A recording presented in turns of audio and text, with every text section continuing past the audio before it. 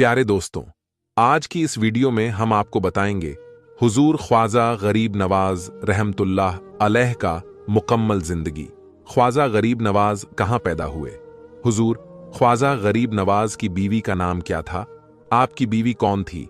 आपके कितने बेटे बेटियां थीं? और जब हुजूर ख्वाजा गरीब नवाज हिंदुस्तान आए तो अपने किन किन मुश्किलों का सामना किया? और जब एक हिंदू औरत ने आप पर एक गंदा इल्जाम लगाया, फिर आपने उस औरत के साथ क्या किया?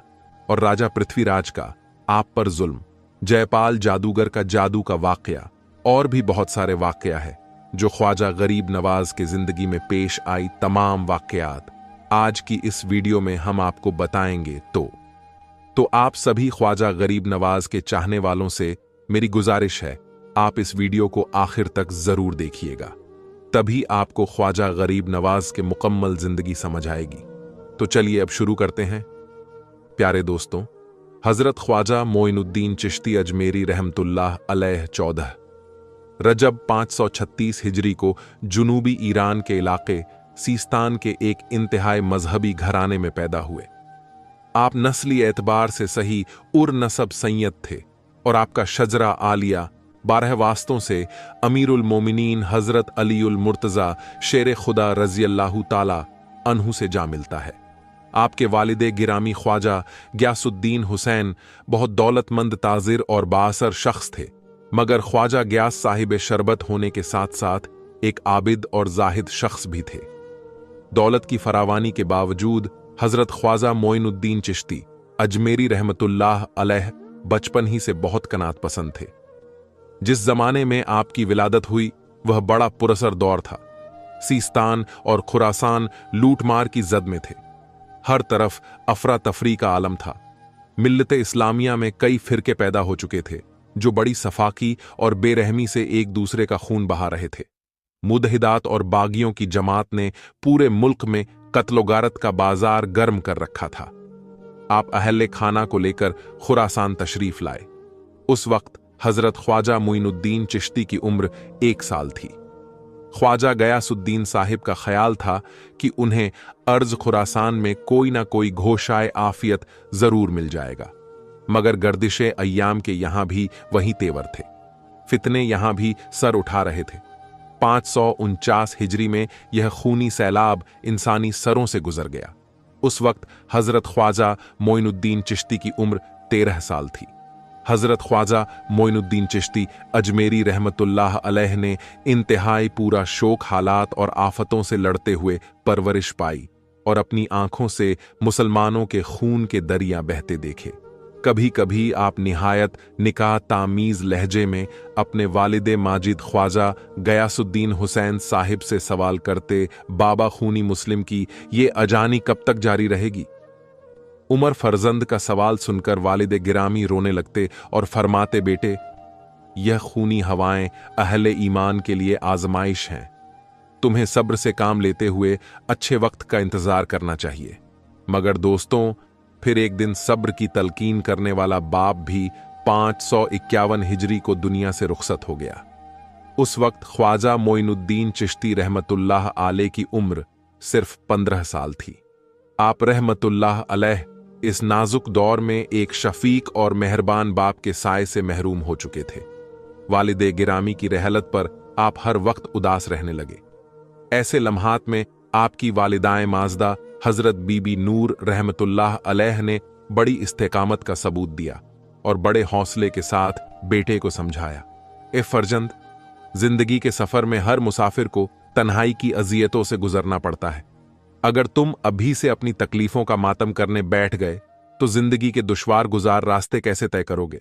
उठो और पूरी तवानाई से अपनी जिंदगी का सफर शुरू कर दो। अभी तुम्हारी मंजिल बहुत दूर है। ये वालिद से मोहब्बत का सबूत नहीं कि तुम दिन रात उनकी याद में आंसू बहाते रहो। औलाद की वालिदैन के लिए हकीकी मोहब्बत यह होती है कि वह अपने हर अमल से बुजुर्गों के ख्वाब की ताबीर पेश करें।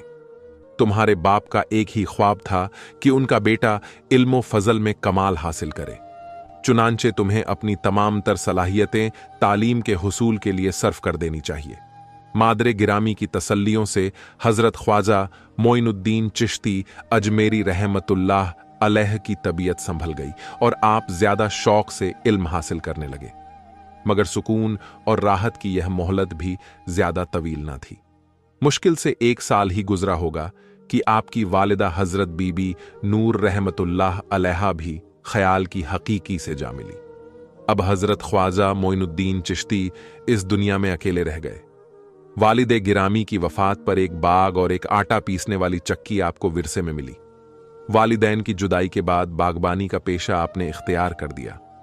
दरख्तों को खुद पानी देते, जमीन को हमवार करते, पौधों की देखभाल करते, हत्ता के मंडी में जाकर खुद ही फल भी फरोख्त करते थे। आप कारोबार में इस कदर महाव हो गए कि आपका तालीमी सिलसिला मुनक़दी हो गया। आप रहमतुल्लाह अलैह को इसका बड़ा अफसोस था, लेकिन यह एक ऐसी फितरी मजबूरी थी जिसका बज़ाहिर कोई इलाज मुमकिन नहीं था। आप अक्सर औकात अपनी इस महरूमी पर गौर करते। जब कोई हल नजर ना आता तो शायद मायूसी के आलम में आसमान की तरफ देखते और रोने लगते। ये खुदा के हुजूर बंदे की एक खामोश इल्तिजा थी। एक दिन हजरत ख्वाजा मोइनुद्दीन चिश्ती अपने बाग में दरख्तों को पानी दे रहे थे कि इधर से मशहूर बुजुर्ग हजरत इब्राहिम कुंदुजी रहमतुल्लाह अलैह का गुजर हुआ। आपने बुजुर्ग को देखा तो दौड़ते हुए चले गए और हजरत इब्राहिम कुंदुजी रहमतुल्लाह अलैह के हाथों को बोसा दिया। हजरत इब्राहिम कुंदुजी रहमतुल्लाह अलैह एक नौजवान की इस जोशे अकीदत से बहुत मुतासिर हुए। उन्होंने कमाल शफकत से आपके सर पर हाथ फेरा और चंद दुआइयां कालेमात कहकर आगे जाने लगे तो आपने हजरत इब्राहिम कुंदुजी रहमतुल्लाह अलैह का दामन थाम लिया। हजरत इब्राहिम कुंदुजी रहमतुल्लाह अलैह ने मोहब्बत भरे लहजे में पूछा, ए नौजवान, क्या चाहते हो? ख्वाजा मोइनुद्दीन चिश्ती ने अर्ज की कि आप चंद लम्हे मेरे बाग में और क़ियाम फरमा लें। कौन जानता है कि यह शहादत मुझे दोबारा नसीब होती है या नहीं। आपका लहजा इस कदर अकीदतमंदना था कि हजरत इब्राहिम रहमतुल्लाह अलैह से इनकार ना हो सका और आप बाग में बैठ गए। फिर चंद लम्हों बाद ख्वाजा मोइनुद्दीन चिश्ती अंगूरों से भरे हुए 2 थाली लाए। उन्हें हजरत इब्राहिम कुंदुजी रहमतुल्लाह अलैह के सामने रख दिया और खुद दस्त बस्ता खड़े हो गए। इस उम्र में शहादत मंडी और अकीदत मंडी का बेमिसाल मुजाहिरा देखकर हजरत इब्राहिम कुंदुजी रहमतुल्लाह अलैह बेहद हैरान थे। उन्होंने चंद अंगूर उठाकर खा लिए। हजरत इब्राहिम कुंदुजी रहमतुल्लाह अलैह के इस अमल से आपके चेहरे पर खुशी का रंग उभर आया। यह देखकर हजरत इब्राहिम कुंदुजी रहमतुल्लाह अलैह ने फरमाया, ए मोइनुद्दीन, बैठ जाओ। आप दो जान होकर बैठ गए। बेटा, तुमने एक फकीर की खूब मेहमान नवाजी की है। यह सरसब्ज और शादाब दरख्त, यह लजीज फल, यह मलकियत और जायदाद सब कुछ फना हो जाने वाला है। आज अगर यहां बाहर का दौर दौरा है तो कल यहां खजा भी आएगी। यही गर्दिशे रोजो शब है और यही निजाम कुदरत भी। तेरा ये बाग वक्त की तेज आंधियों में उजड़ जाएगा। फिर अल्लाह ताला तुझे एक और बाग अता फरमाएगा जिसके दरख्त कयामत तक गर्म हवाओं से महफूज रहेंगे। उन दरख्तों में लगे फलों का जायका जो एक बार छक लेगा, फिर वह दुनिया की किसी नेमत की तरफ नजर उठाकर भी नहीं देखेगा। हजरत इब्राहिम कुंदुजी रहमतुल्लाह अलैह ने अपने पैरहन में हाथ डालकर जेब से रोटी का एक खुश्क टुकड़ा निकालकर हजरत ख्वाजा मोइनुद्दीन चिश्ती की तरफ बढ़ा दिया और फरमाने लगे, यह तेरी मेहमान नवाजी का फकीर की जानिब से सिला है। यह कहकर खुश्क रोटी का टुकड़ा हजरत ख्वाजा मोइनुद्दीन चिश्ती के मुंह में डाल दिया। फिर बाग से निकलकर अपनी मंजिल की जानिब तेजी से चल दिए। हजरत इब्राहिम कुंदुजी रहमतुल्लाह अलैह की दी हुई रोटी का टुकड़ा इस कदर सख्त और खुश्क था कि उसका चबाना दुश्वार था, मगर आपने एक बुजुर्ग का तोहफा समझकर वह रोटी का टुकड़ा खा लिया। उस टुकड़े का हलक से नीचे उतरना ही था कि हजरत ख्वाजा मोइनुद्दीन चिश्ती अजमेरी की दुनिया ही बदल गई।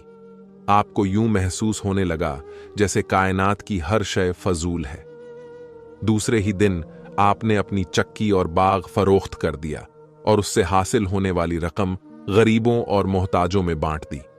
अजीजो अकारीब आपकी इस हरकत को दिमागी खलल करार दे रहे थे, लेकिन वह यह समझने से कासिर थे कि ज़हन और दिल के किस घोषे से रोशनी की वह लकीर फूट रही है जिसने दुनिया के तमाम उजालों को धुंधला करके रख दिया है।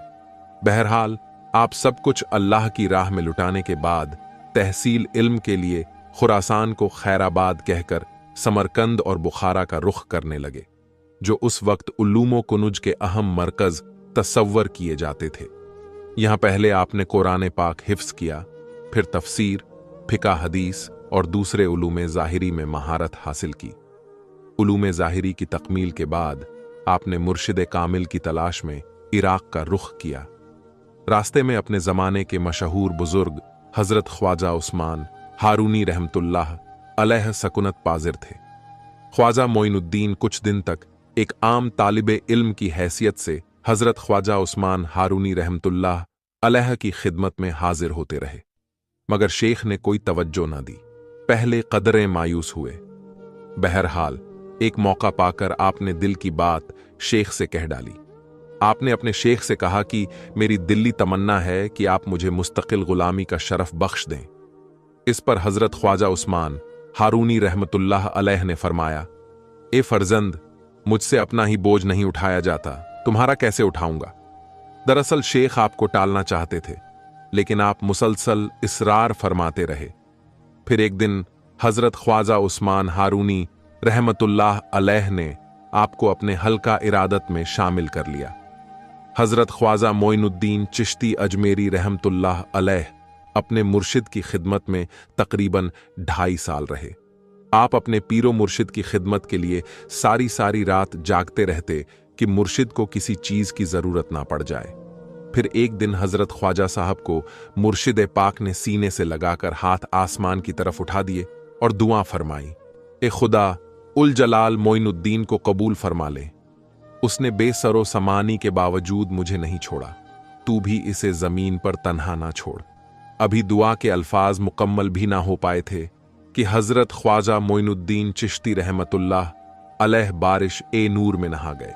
एक तेज श्वास दिल और दिमाग को रोशन करती गुजर गई और आपकी आंखों के सामने से तमाम हिजाबात उठ गई। मोइनुद्दीन, अब क्या नजर आता है? हजरत उस्मान हारून ने आपसे फरमाया। मोइनुद्दीन चिश्ती जवाब में कहने लगे, आपके सदक्के में अर्श से ताहतुक सारा तक देख रहा हूं। मुर्शिद कामिल ने कहा, अल्लाह का शुक्र है कि तुम सैराब हो गए हो, वरना इश्क के शहरा में लोग एक बूंद के लिए जिंदगी भर तरसते रहते हैं। फिर आपके पास जो शख्स भी निगाह करम की भीख मांगने आता तो आप फरमाते कि मेरे पास जो कुछ था वह मैंने मोइनुद्दीन को अता कर दिया है। सुभान अल्लाह। प्यारे दोस्तों, एक और रिवायत के मुताबिक हजरत ख्वाजा उस्मान हारूनी रहमतुल्लाह अलैह हजरत ख्वाजा मोइनुद्दीन चिश्ती रहमतुल्लाह अलैह को लेकर मक्का मुकर्रमा हाजिर हुए। खाना काबा का तवाफ करने के बाद आपने बुलंद आवाज में फरमाया, या इलाही, मोइनुद्दीन हाजिर है, अपने इस अजीज बंदे को शारफे कबूलियत अता फरमा। जवाब में निदाए इलाही सुनाई दी, हमने इसे कबूल कर लिया, बेशक यह मोइनुद्दीन है। फिर मक्का मुकर्रमा से मदीना मुनव्वरा तशरीफ ले गए। फिर जैसे ही सरकारे दो आलम सल्लल्लाहु अलैहि वसल्लम की कुर्बत हासिल हुई, हजरत ख्वाजा उस्मान हारूनी रहमतुल्लाह अलैह ने ख्वाजा मोइनुद्दीन चिश्ती को हुक्म दिया, मोइनुद्दीन आका नामदार सल्लल्लाहु अलैहि वसल्लम के हुजूर सलाम पेश करो। हजरत ख्वाजा मोइनुद्दीन चिश्ती अजमेरी रहमतुल्लाह अलैह ने गदाज़े क्लब के साथ लरजती हुई आवाज में कहा, अस्सलामु अलैकुम या सैयदुल मुरसलीन। वहां मौजूद तमाम लोगों ने सुना। रौजाए रसूल से जवाब आया, वालेकुम अस्सलाम या सुल्तानुल हिंद। इसके बाद मुर्शिद ने हजरत ख्वाजा मोइनुद्दीन चिश्ती अजमेरी रहमतुल्लाह अलैह को मुबारकबाद देते हुए फरमाया, मोइनुद्दीन, तुम खुशनसीब हो कि तुम्हें दोनों मकामात पर कबूलियत की सनद अता हुई। आइंदा बुत खाना हिंद तुम्हारी सरगर्मियों का मरकज होगा। अगरचे वहां कुफ्र की गहरी तारीकी फैली है, लेकिन तुम वहां इस्लाम की शमा रोशन करने में कामयाब हो जाओगे। उस बुत परस्ती मुल्क में सिर्फ तुम ही सुल्तान कहलाओगे जिसे दरबार रिसालत से ताज़े सुल्तानी अता हुआ है। वह हिंदुस्तान के तमाम बादशाहों पर गालिब आकर रहेगा। फिर हजरत ख्वाजा मोइनुद्दीन चिश्ती रहमतुल्लाह अलैह ने अपने मुर्शिद की हिदायत पर तवील अरसे तक शदीद रियाज की मुसलसल 7-7 दिन तक रोजे रखते रहे। फिर पीरो मुर्शिद की इजाजत से आप तन्हा हिजाज ए मुकद्दस पहुंचे। हज की शहादत हासिल की और रोज़े रसूल पर हाजिरी देने के साथ साथ कई मुमालिक का सफ़र इख्तियार किया। सफ़र बगदाद के दौरान आपकी मुलाकात हज़रत शेख नज़मुद्दीन कुबरा रहमतुल्लाह अलैह से हुई। औलियाए किराम में हज़रत शेख नज़मुद्दीन कुबरा रहमतुल्लाह अलैह का मकाम बहुत बुलंद है। हज़रत ख्वाजा मोइनुद्दीन चिश्ती 2.5 माह तक हज़रत शेख नज़मुद्दीन कोबरा के यहाँ क़याम पज़ीर रहे और एक अजीम सूफ़ी की मोहब्बतों से फैज़याब हुए। इसके बाद ख्वाजा मोइनुद्दीन चिश्ती बगदाद में हज़रत शेख अब्दुल कादिर जिलानी रहमतुल्लाह अलैह की खिदमत में हाजिर हुए। कुछ अरसा यहाँ क़याम करने के बाद आप तबरेज़ तशरीफ़ ले गए और वहाँ हज़रत ख्वाजा अब्बू सईद तबरेज़ी रहमतुल्लाह अलैह से फैज़ हासिल किया। ख्वाजा अब्बू सईद तबरेज़ी रहमतुल्लाह अलैह को तसव्वुफ़ की दुनिया में हिमागीर शोहरत हासिल है। चंद दिन यहाँ गुजारने के बाद आप असफ़हान तशरीफ़ ले गए। वहाँ मशहूर बुज़ुर्ग हज़रत शेख महमूद इस्फ़ानी रहमतुल्लाह अलैह की मोहब्बत से फैज़ हुए। इन्हीं दिनों वहाँ एक नव उमर लड़के को देखा जो दरवेशों से निहायत अक़ीदत रखता था। हज़रत ख्वाजा मोइनुद्दीन चिश्ती की आमद से पहले वह लड़का हज़रत शेख महमूद अस्फ़ानी रहमतुल्लाह अलैह की ज़ात से बहुत मुतासिर था, मगर जब उसने ख्वाजा मोइनुद्दीन चिश्ती को देखा तो इरादा बदल दिया। फिर जब आप इस वहाँ से अस्फ़हान रवाना हुआ तो वह नव उम्र लड़का आपके साथ हो लिया। यही ना, उमर लड़का हज़रत मोइनुद्दीन चिश्ती की सोहबत में औलिया ए हिंद का ताजदार बना, जिसे दुनिया हज़रत कुतुबुद्दीन बख्तियार काकी रहमतुल्लाह अलैह के नाम से जानती है। आप गंज शकर हज़रत बाबा फरीद के मुर्शिद और हज़रत निज़ामुद्दीन औलिया के दादा व मुर्शिद हैं। बहरहाल हज़रत मोइनुद्दीन चिश्ती अस्फ़हान अरकान तशरीफ़ ले आए। यहाँ आपने 2 साल वाज़ फरमाया, यानी इस्लाम की तबलीग की और हज़ारों इंसानों को राह रास्त पर लाए। फिर ईरान के शहर स्तराबाद तशरीफ़ लाए।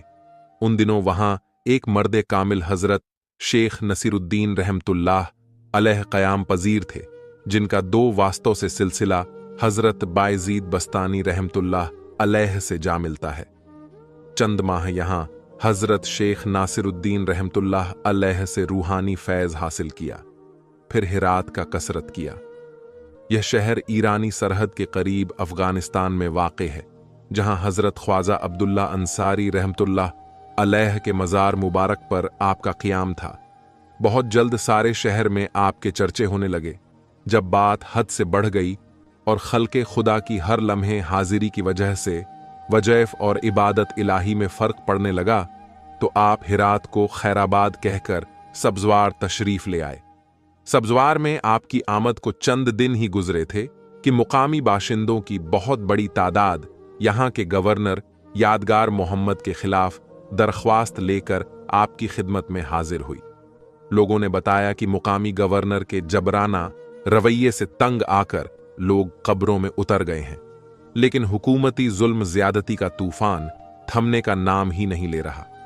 लोगों ने इल्तजा भरे लहजे में आपसे दरख्वास्त की कि आप इस जालिम गवर्नर के हक में दुआ फरमाएं कि अल्लाह उसे हिदायत दे दे और उसकी जुल्म सामान्य से अहले शहर को निजात मिल जाए। आपने अहले शहर की फरियाद सुनी और उन्हें यकीन दिलाया कि खुदावंद ताला बहुत जल्द इस शहर के रहने वालों पर रहम फरमाएगा। दूसरे दिन हज़रत ख्वाजा मोइनुद्दीन चिश्ती रहमतुल्लाह अलैह गवर्नर यादगार मोहम्मद के दरबार में तशरीफ़ ले गए। महल के दरवाजे पर पहुंचकर आपने दरबान से कहा, अपने हाकिम को खबर दो कि उससे दरवेश मोइनुद्दीन मिलना चाहता है। दरबान ने हक में सब्ज़वार को इत्तला दी, लेकिन यादगार मोहम्मद का गुरूर इंतहा को पहुंचा हुआ था। उसने गाहजबनाक लहजे में दरबान को जवाब दिया, मेरे पास किसी नंगे भूखे फ़कीर से मिलने का वक्त नहीं है। दरबान वापस आया और जैसे ही उसने यादगार मोहम्मद के अल्फाज दोहराने की कोशिश की तो उसकी जुबान गुम हो गई। दरबान ने घबराकर हज़रत ख्वाजा मोइनुद्दीन चिश्ती के चेहरे मुबारक की तरफ देखा। उसकी रूह कांपने लगी और हाथ से तलवार छूट गई। वह जमीन पर गिरकर बेहोश हो गया। हज़रत ख्वाजा मोइनुद्दीन चिश्ती रहमतुल्लाह अलैह किसी इजाज़त के बगैर महल के दरवाजे में दाखिल हो गए। दूसरे दरबान की नज़र पड़ी तो वह आपको रोकने के लिए आगे बढ़ा। मगर उसका भी वही हश्र हुआ जो पहले दरबान का हो चुका था। फिर महल में एक शोर सा बरपा हो गया। इससे पहले के यादगार मोहम्मद सूरत ए हाल को समझने की कोशिश करता हजरत ख्वाजा मोइनुद्दीन चिश्ती उसके कमरे में दाखिल हो चुके थे, जहां बैठकर वह संगदिल हाकिम इंसानी तकदीर के फैसले करता था। दरबार में हलचल सी मच गई। ख्वाजा साहब के जलाल ए मार्फत का यह आलम था कि जिस पर नजर पड़ी अपने होशो हवास खो बैठा। यादगार मोहम्मद ने आपको देखा तो खौफ और दहशत से कांपने लगा। गवर्नर के दरबार में हजरत ख्वाजा मोइनुद्दीन चिश्ती अजमेरी रहमतुल्लाह अलैह की बारोब आवाज गूंजी, मैं वही भूखा और नंगा फकीर हूं जिससे तूने मिलना भी गवारा ना किया। मैं यहां इसीलिए नहीं आया कि तू मुझे बंद गाने खुदा के खून में डूबी हुई चंद रोटियों की भीख दे दे, या मखलूक के खुदा के जिस्मों को बरहना करके चंद गज रेशमी कपड़ा मेरे हवाले कर दे। मैं तो इसलिए आया हूं कि हुज्जत तमाम हो जाए, इससे पहले कि तेरे दर को जमीन निगल ले। हक की नाफरमानी से बाज आ जा। जिन पर सितम ढा रहा है उन्हें उनकी मां ने आजाद पैदा किया। बसात हस्ती, पर तेरी हैसियत ही क्या है? तुझसे पहले बड़े बड़े सितमगर यहां अपनी ताकत आजमा चुके हैं। उन्हें तलाश कर वह कहां से आए थे और किधर गए। गवर्नर सब्जवार के दरबार पर किसी कब्रिस्तान सा घुमा हो रहा था। वहां के लोग मर्दों की तरह साकित थे और यादगार मोहम्मद अपनी जेरे गुनाह कुर्सी से उतरकर नीचे आना चाहता था, मगर उसका जिस्म मखलूक होकर रह गया था। हजरत ख्वाजा मोइनुद्दीन चिश्ती जाबिर हाकिम के सामने कलिमाते हक अदा करके वापस जा चुके थे, लेकिन आपके अल्फाज की गूंज अभी तक बाकी थी।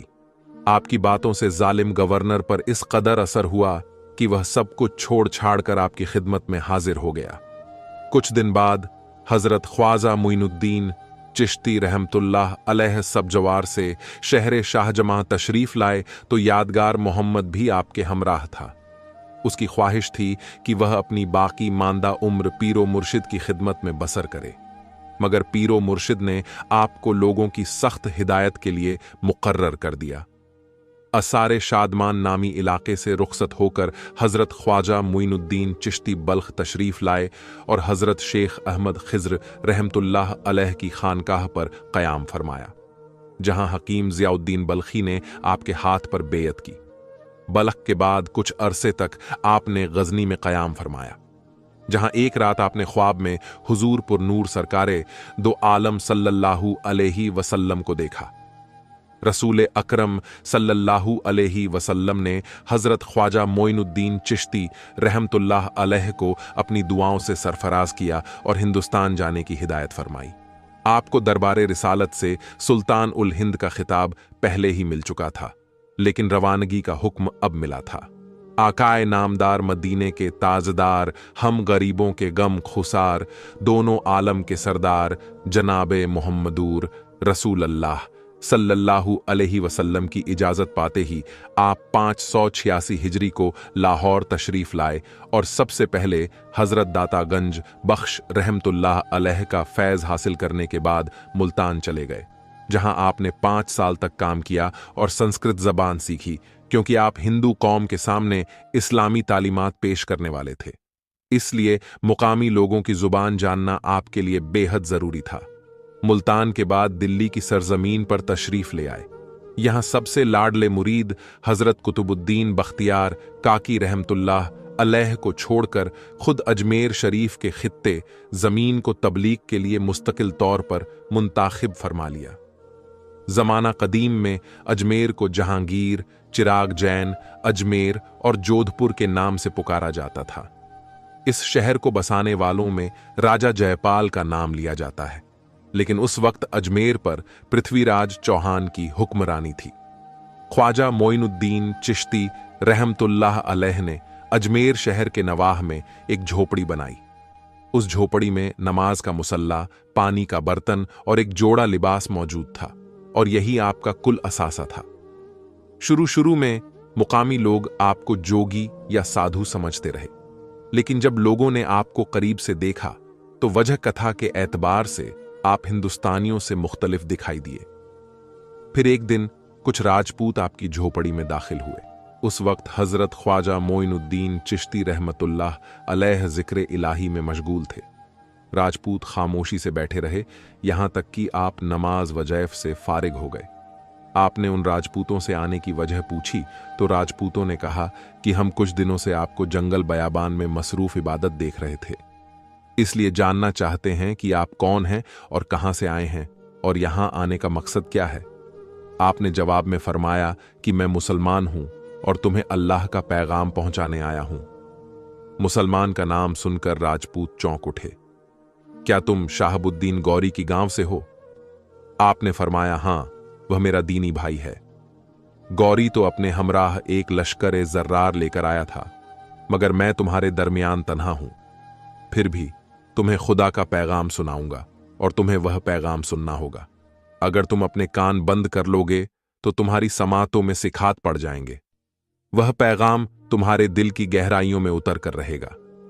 जाओ, अपने घरों के दरवाजे बंद कर लो, दिलो दिमाग पर पहरे बिठा दो, मगर वह रोशनी की लकीर आहनी दरवाजों से गुजर कर भी तुम तक पहुंच जाएगी। यह एक बड़ा दावा था जो एक सरकश कौम के दरमियान किया जा रहा था। एक राजपूत को आपकी बात नागवार गुजरी। उसने तल्ख लहजे में कहा कि हम अपनी जमीन पर यह सब कुछ बर्दाश्त नहीं कर सकते। आपने फरमाया कि यह जमीन अल्लाह की है। अगर किसी इंसान की मलकियत होती तो तुम्हारे बाप दादा मौत का जायका न चखते या जमीन को उठाकर अपने साथ ले जाते। आपका यह जवाब सुनकर राजपूतों ने कहा कि हम किसी अल्लाह को नहीं जानते। जमीनों आसमान पर हमारे देवताओं की हुकूमत है। यहां तुम्हारे रहने की एक ही सूरत हो सकती है कि तुम दोबारा अपनी जुबान पर अल्लाह ताला का नाम ना लाओगे। इस पर आपने फरमाया, मैं तो उसी के नाम से जिंदा हूं और तुम्हें भी उसी के नाम की बरकत से जिंदा करने आया हूं। एक राजपूत ने अल्लाह का पैगाम वो सुनने की फरमाइश की जिसे आप सुनने के लिए अजमेर शरीफ तशरीफ लाए थे।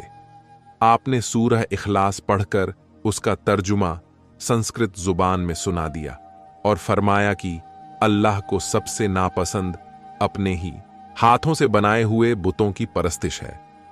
मिट्टी के जो बुत एक जगह से दूसरी जगह खुद गर्दिश नहीं कर सकते, वह तुम्हारी मदद क्या करेंगे। यूं आपने अजमेर शरीफ में पहली अजान दे दी थी। ख्वाजा मोइनुद्दीन चिश्ती रहमतुल्लाह अलैह की जुबान से अपने बुतों के खिलाफ अदा होने वाले अल्फाज सुनकर राजपूत गुस्से में लाल पीले हो गए और तलवारें बेनाम हो गईं। वह आपको तहत करना चाहते थे क्योंकि आपने उनके रूबरू उनके बुतों की उनकी झूठी खुदाओं की तौहीन कर दी थी। जब हजरत ख्वाजा मोइनुद्दीन चिश्ती रहमतुल्लाह अलैह ने पहली बार जलाल भरे लहजे में देखा तो राजपूतों के जिस्म पर खौफ तारी हो गया। तलवारें हाथ से छूट गईं।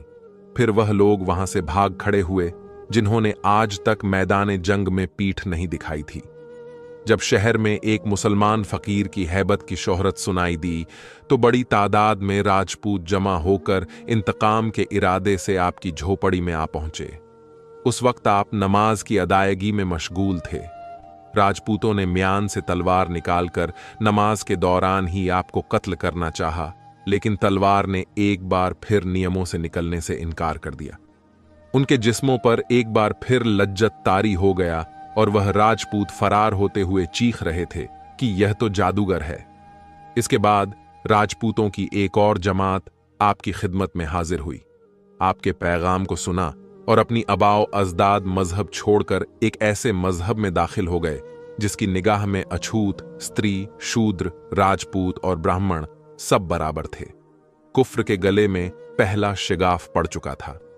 मजहबी उज्रदारी की पेशानी पर गहरी लकीरें उभर आईं। जादूगरों और पंडितों ने आसमान की तरफ देखा। सितारों की गर्दिश में एक अजीब सा इंतेशर बरपा था और इसरार उलूम के जानने वाले हैरत ज़दा थे और आसमान के वजूद में किसी खौफनाक इनकलाब की तस्वीर साफ नुमायां थी। हिंदू धर्म के रखवालों ने आपके हाथ पर मुसलमान होने वालों को तलब किया और पूछा, आखिर तुम्हें उस अजनबी के पैगाम में क्या कशिश महसूस हुई? तुमने उसके खुदा को देखा है? दीन इस्लाम में दाखिल होने वाले इन नव मुस्लिमों ने कहा, हम कुछ नहीं जानते। हमारे दिल ने गवाही दी कि वह सच बोलता है, बस हम मजबूर हो गए।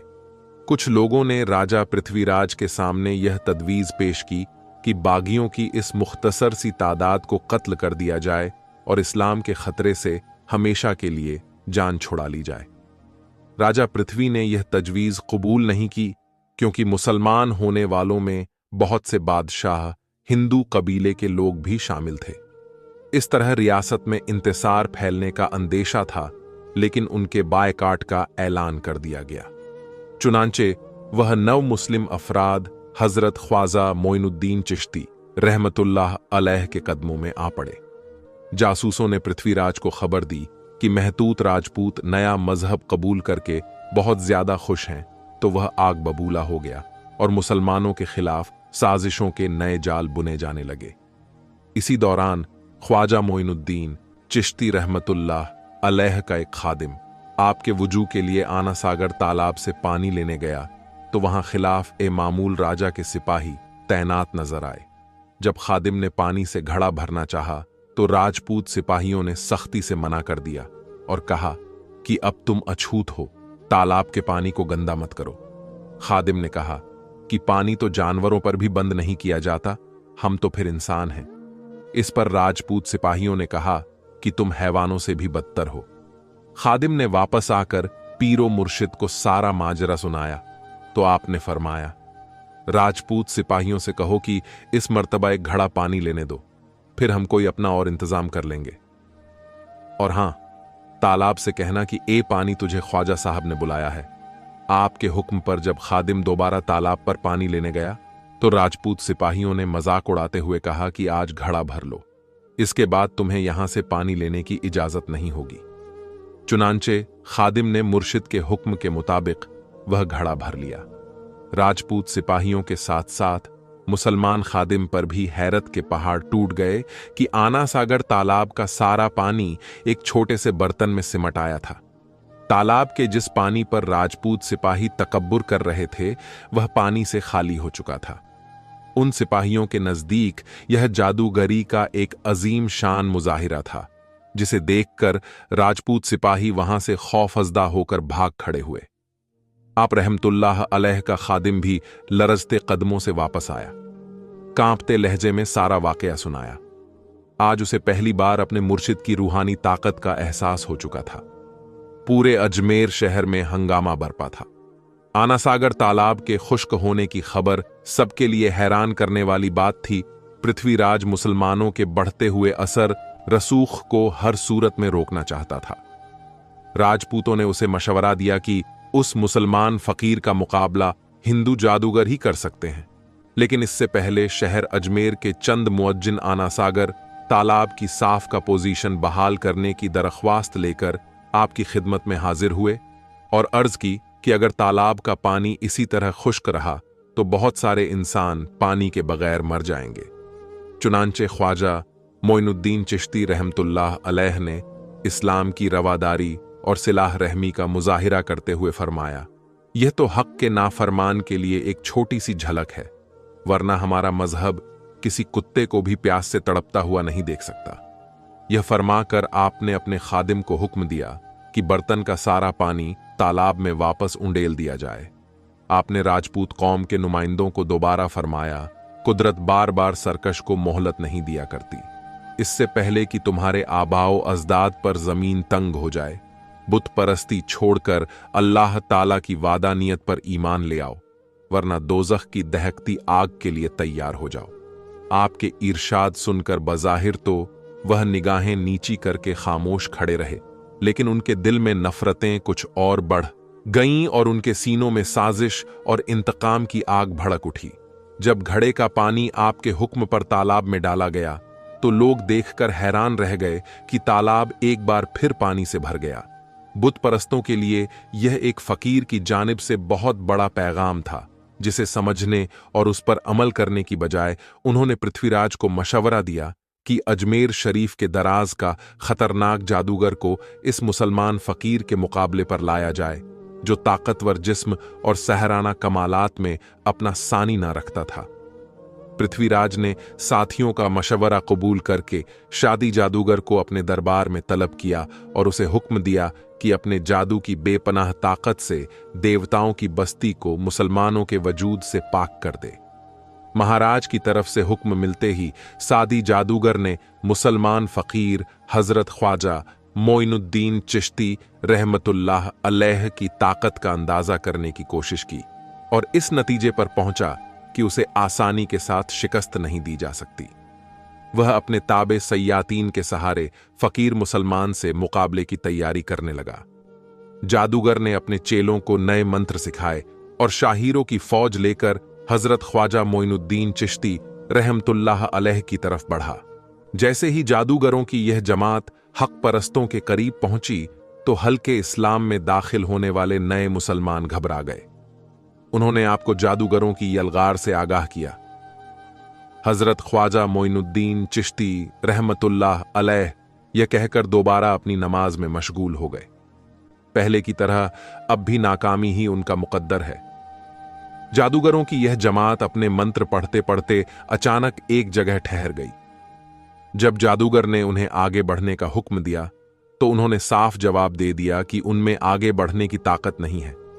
जादूगर अपने मंत्र पढ़ता हुआ आगे बढ़ रहा था। उसकी आंखें आग बरसा रही थीं, मुंह से भड़कते शोले निकल रहे थे। यह एक खौफनाक मंजर था।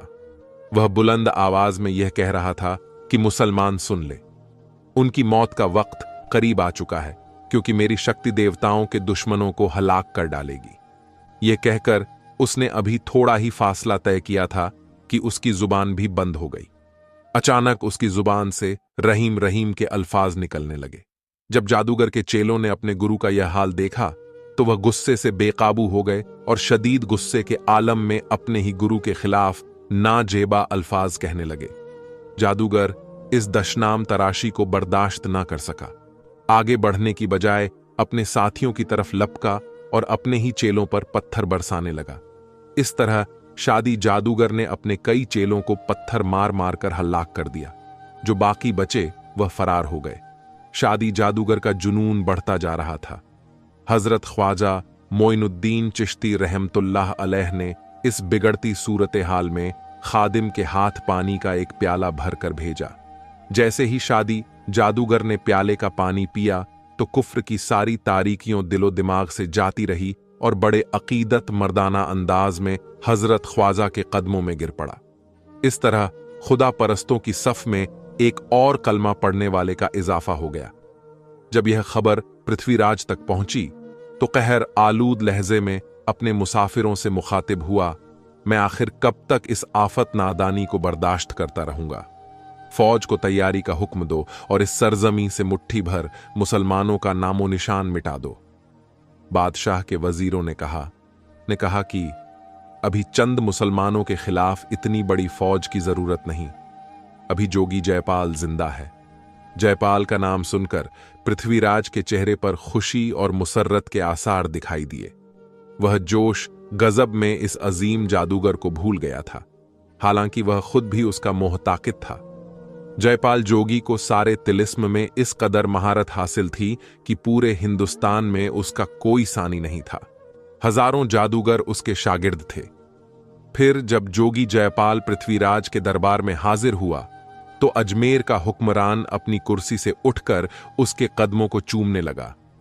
जब जोगी ने बेवक्त तलबी का सबब पूछा तो पृथ्वीराज ने हजरत ख्वाजा मोइनुद्दीन चिश्ती रहमतुल्लाह अलैह की आमद और शादी जादूगर की शिकस्त के वाकयात तफसील से सुना दिए। पृथ्वीराज की जुबान से वाकयात सुनकर जोगी जयपाल इंतहाई गुरूर और तकब्बुर से कहने लगा कि पूरे हिंदुस्तान में मेरे इल्म की हुकूमत है।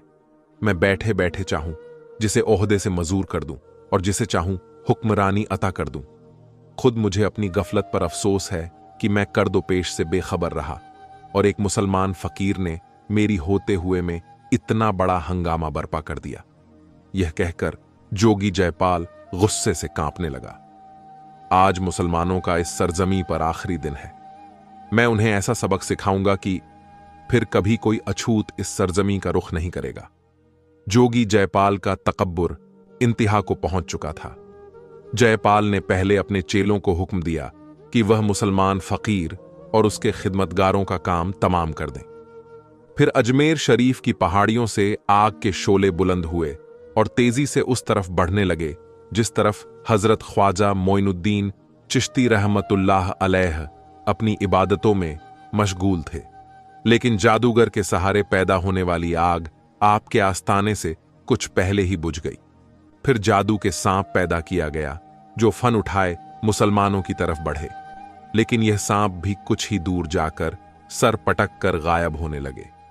जादू के दोनों खौफनाक तरीन मुशायरों की नाकामी के बाद चेलों ने गुरु के सामने एतराज शिकस्त कर लिया, जिस पर जयपाल जोगी बहुत गुस्सा हुआ और वह अकेला ही आपके आस्थाने की तरफ बढ़ने लगा और आपके बिल्कुल करीब आकर कहने लगा, मैं जोगी जयपाल हूं।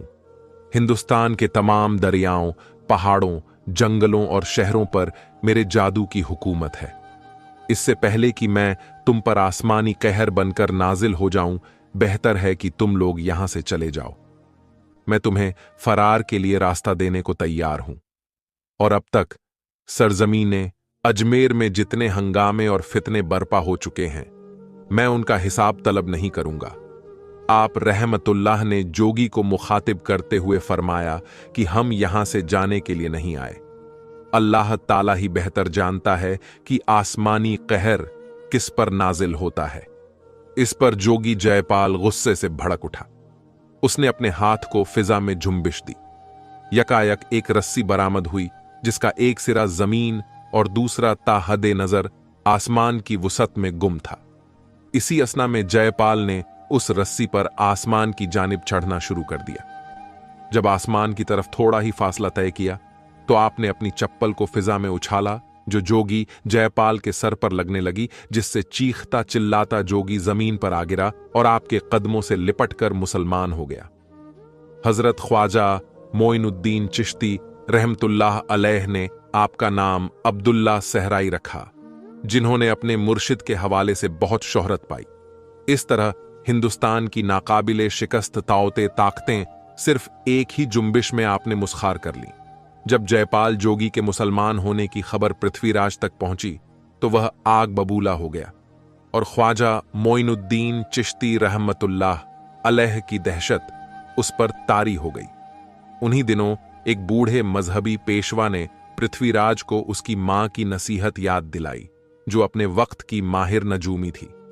पृथ्वीराज की मां ने हजरत ख्वाजा मोइनुद्दीन चिश्ती रहमतुल्लाह अलैह की अजमेर आमद से पहले एक ख्वाब देखा था जिसमें एक मर्द बुजुर्ग की आमद की खबर दी गई। सुबह जब वह बेदार हुई तो उसने पृथ्वीराज को करीब बुलाकर बड़ी मोहब्बत से कहा कि अनकरीब इस इलाके में एक बुजुर्ग आएगा जिसकी रियाजत से मुतासिर होकर बेशुमार लोग अपने बाप दादा का धर्म छोड़कर नया मजहब इख्तियार कर लेंगे। तू भी उस बुजुर्ग की बातों को गौर से सुनना और अगर दिल माने तो नए मजहब में दाखिल हो जाना। अगर ऐसा ना कर सको तो खामोश रहना। अगर तुमने रास्ते की दीवार बनना चाहा तो अंजाम बहुत भयानक होगा। पृथ्वीराज ने अपनी मां के ख्वाब को एक वहम करार दिया था। जब बेटे ने मां की नसीहत पर कान न धरा तो उसने दरबार के चंद वफादार नौकरों को कह दिया कि अगर मेरे मरने के बाद वह बुजुर्ग आ जाए तो उससे अदब एहतराम से पेश आना। फिर एक दिन हजरत ख्वाजा मोइनुद्दीन चिश्ती रहमतुल्लाह अलैह के एक अकीदतमंद ने एक दूध वाली को आवाज देकर दूध खरीदने की जुस्तजू की और दूध में उंगली डालकर उसकी क्वालिटी चेक करना चाहिए तो ग्वालन चीखती चिल्लाती पृथ्वीराज के दरबार में जा पहुंची और बावेला करने लगी कि आपके लिए लाए जाने वाले दूध को एक मुसलमान ने पलीद कर दिया है, जिस पर राजा बहुत गुस्सा मंद हुआ और सिपाहियों को उस मुसलमान अकीदतमंद को गिरफ्तार करने के लिए भेज दिया। जब सिपाही मुसलमान को गिरफ्तार करके दरबार में लाए तो दरबार में सुकूत ए मर्ग तारी था। आज पहली मर्तबा राजा आप रहमतुल्लाह अलैह के अकीदतमंद को इतने करीब से देख रहा था। पृथ्वीराज ने उसकी उंगली काटने का हुक्म दिया जो दूध में डाली गई थी। जब वह उंगली काटी गई तो खून की एक धार सरजमीन ए अजमेर शरीफ पर बह निकली, जो राजा ने अपनी हुकूमत के लिए नेक शगुन तसव्वुर किया। कटी हुई उंगली उठाकर जब वह मुसलमान हजरत ख्वाजा मोइनुद्दीन चिश्ती रहमतुल्लाह अलैह की खिदमत में हाजिर हुए तो आपने चंद कुरानी आयत तिलावत फरमाई। फिर फरमाने लगे, रोशन अली, तुम अपनी कटी हुई उंगली जमीन में दफन कर दो। इसके साथ ही पृथ्वीराज की हुकूमत पर भी मिट्टी डाल दो। और फरमाने लगे, पृथ्वीराज, मैंने तुम्हें जिंदा हालत में लश्कर ए इस्लाम के हवाले किया। जब यह खबर पृथ्वीराज तक पहुंची तो वह कहे लगा के हंसने लगा कि मुझे गिरफ्तार करने के लिए लश्कर ए इस्लाम कहां से आएगा। गौरी तो गुज़िश्ता साल राजपूतों की शुजात को आजमा चुका है, क्या वह इस कदर जल्द अपनी शिकस्त को फरामोश करके दोबारा इधर का रुख करेगा, जहां यह बात मनहूस खातिर रहे कि 587 हिजरी में शाहबुद्दीन गौरी ने एक खौफनाक मुकाबले के बाद पृथ्वीराज से शिकस्त खाई थी। जब गौरी शदीद जख्मी हालत में जमीन पर गिरा तो वफादार गुलाम कुतुबुद्दीन ऐबक अपनी जान की परवाह ना करते हुए आगे बढ़ा और शाहबुद्दीन गौरी को मैदान जंग से निकालकर महफूज मुकाम तक ले गया। एक खादिम ने आका की नमक खारी का हक अदा कर दिया था। इसके साथ ही मुसलमानों की तारीख को एक नई जिंदगी मिली। शाहबुद्दीन गौरी अपने लहू में नहाया हुआ गजनी पहुंचा। तबीबों की बेहतरीन दवाओं और खिदमतगारों की सख्त तीमारदारी ने गौरी के जख्म भर दिए, लेकिन उसके दिलो दिमाग के जख्म अब भी हरे थे और जंगी लिबास भी तब्दील ना किया था। उसने यह अहद किया था कि वह उस वक्त तक खून से आरास्ता लिबास को अपने जिस्म से अलग नहीं करेगा जब तक पृथ्वीराज को आहनी बेड़ियों में जकड़कर उसके सामने हाजिर नहीं किया जाता। अगर ऐसा ना हो सका तो फिर यही खून आलूद लिबास जो पृथ्वीराज से मार्के के वक्त से वेतन था, वह उसका दामी लिबास बनेगा। कुछ लोगों ने गौरी के इस अज़म को जज्बात से ताबीर किया। फिर एक रात शहाबुद्दीन गौरी ने अजीबोगरीब ख्वाब देखा कि कोई बुजुर्ग अफगान सिपह सालार से फरमा रहे थे, मायूसियों के दायरे से निकल और अजमेर पर हमला कर, इस बार खुदा तुझे फतेह अजीम से सरफराज करेगा। प्यारे दोस्तों, बाज तारीखी किताबों में शाहबुद्दीन गौरी का यह ख्वाब इस तरह बयान किया गया है। एक मजलिसे नूर आरास्ता जिसके दरो दीवार से तेज रोशनी की किरणें फूट रही हैं। जहां तक नजर जाती है खुद्दाम दस्त बस्ता कतार दर कतार खड़े हैं। शहाबुद्दीन गौरी भी उस इंसानी हुजूम में मौजूद है। सामने तख्ते जेरे निगाह पर एक रोशन चेहरे वाले बुजुर्ग जलवा अफरोज हैं। उनके जाहो जलाल का आलम है कि देखने वाले की निगाहें दम भर के लिए उठती हैं और फिर फर्श पर जम जाती हैं। पूरी महफिल पर गहरा सुकूत तारी है। शहाबुद्दीन गौरी हैरतज़ादा है और एक एक खादिम की शक्ल देख रहा है, मगर उसे यह दरियाफ्त करने की हिम्मत नहीं होती कि यह बुजुर्ग कौन है, यह दरबार कैसा है और उसे यहां किस मकसद के लिए लाया गया है। अभी गौरी के जहन में इस किस्म के ख्यालात गर्दिश कर ही रहे हैं कि अचानक एक खादिम जो जेरे निगाह तख्त के करीब खड़ा है गौरी की तरफ बढ़ता है। फिर वह उसका हाथ पकड़कर हुजूम से गुजरता हुआ बुजुर्ग के करीब पहुंच जाता है। खादिम उसे निहायत अदब और मोहब्बत आमेज नजरों से देखते हैं। खुदा ने तुझे काफिरों पर गलबा अदा कर दिया और हिंदुस्तान की अजीम शान सल्तनत बख्श दी। बुजुर्ग का लहजा शीरी था, मगर अल्फाज में एक ऐसा जलाल पोशीदा था कि गौरी के जिस्म पर लर्जा तारी हो गया और फौरन ही उसकी आंख खुल गई। अफगान सिपह सालार रात भर एक अजीबो गरीब कैफियत से दो चार रहा। सुबह होते ही मूसाहिबिन से ख्वाब बताकर मशवरा मांगा तो सब ने कहा कि जिंदगी में कोई खुशगवार लम्हा आने वाला है। कुछ लोगों ने कहा कि यह गौरी के जिहादी ख्यालात हैं जो दिमाग के किसी गोशे में नक्श होकर रह गए थे। जब ऐसे ख्यालात को अमली शक्ल देने का मौका नहीं मिलता तो ये ख्वाब की हालत में नजर आते हैं, क्योंकि बज़ाहिर हालात मुआफिक नहीं थे। इसलिए शाहबुद्दीन गौरी ने ख्वाब फरामोश कर दिया। कुछ अरसे बाद अफगान सिपह सालार ने इस बुजुर्ग को दोबारा ख्वाब में देखा। इस बार वह बुजुर्ग इंतहाई पुरजलाल लहजे में फरमा रहे थे, ए इस्लाम के जामबाज, फर्जंद ख्यालात के तिलिस्म से निकल और अपनी आंखों से कुदरत की करिश्मा साजिशों का तमाशा देख। खुदा मायूस होने वालों को पसंद नहीं करता।